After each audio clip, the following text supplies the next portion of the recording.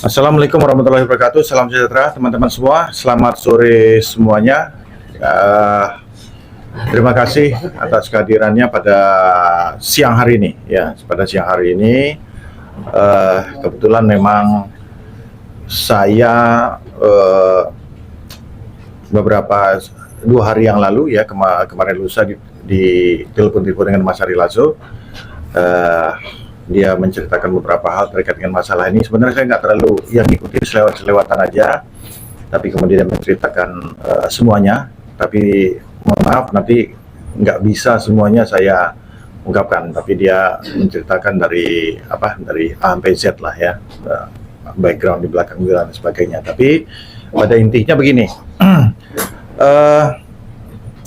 masalah ini bukan masalah sih sebenarnya menurut saya. Ini bukan masalah. Jadi pada saat itu ya konteksnya pada saat saya dengan Mas Ari Lasso itu sudah berteman bersahabat lama banget gitu ya. Nah kemudian biasa kita sering ketemu ya dengan Mas Dani juga tentunya ya. Kita sering ketemu banyak kecocokan, ngobrol-ngobrolin masalah lain ya.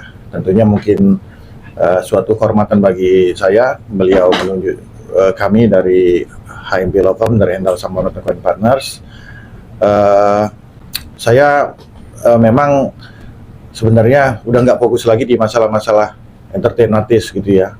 Cuman karena artisnya legend ya terpaksa saya ya dan teman lama ya udah kita harus bantu, namanya teman seperti itu.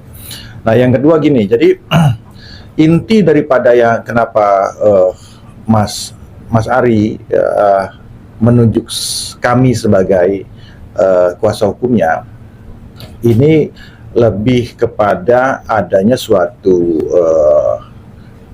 statement yang dikatakan oleh saudara AT ya, AT kan ya, jangan Ade, kalau Ade nanti kan. Saudara AT yang mengatakan bahwa ketika Mbak Derly menghubungi saudari AT untuk ya mungkin ada klarifikasi atau minta maaf, saya kurang tahu ya. Dia mengatakan bahwa nggak usah bicara sama saya ya, bahwa bicara saja dengan hubungi saja pengacara saya karena hal ini sudah saya tempuh jalur hukum ya.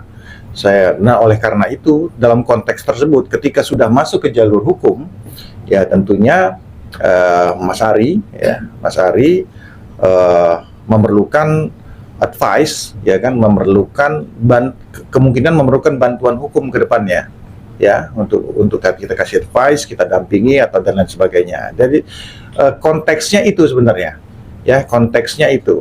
Jadi tapi yang kedua, kita juga belum tahu apakah ini sudah dilaporkan atau belum. Nah, kita juga butuh habis dari sini mungkin kita akan cek apakah benar-benar sudah dilaporkan atau belum. Karena ini dua konteks yang berbeda. Nanti mungkin dari rekan-rekan media bisa sampaikan ke kita juga kalau ada info udah dilaporkan apa belum, akan atau sudah. Ini kan dua hal yang berbeda. Dan itu ketika hal itu sudah disampaikan ke publik ya kan oleh saudari AT ke publik, dan itu juga ada konsekuensi hukumnya untuk beliau tentunya kalau dia ternyata pada saat memberikan statement mengatakan sudah melaporkan tapi ternyata belum. Nah itu satu ya kan ya, jadi oleh karena itu tapi yang ketiga bahwa kehadiran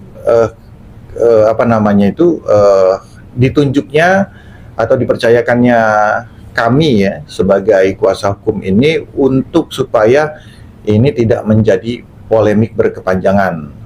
Nah mungkin Mas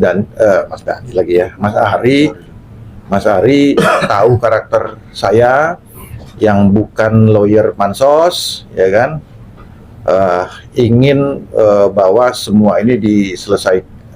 Semua itu saya punya style bahwa kita lebih kepada hal yang sifatnya goal kepada suatu hasil.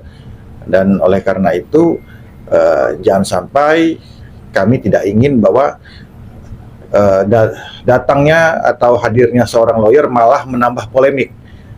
Itu bukan tipe saya. Jadi yang saya mohon maaf teman-teman, kalau mau ke saya pengen bikin berita yang lebih panjang, press con terus segala macam, bukan tipe saya. Jadi ini mungkin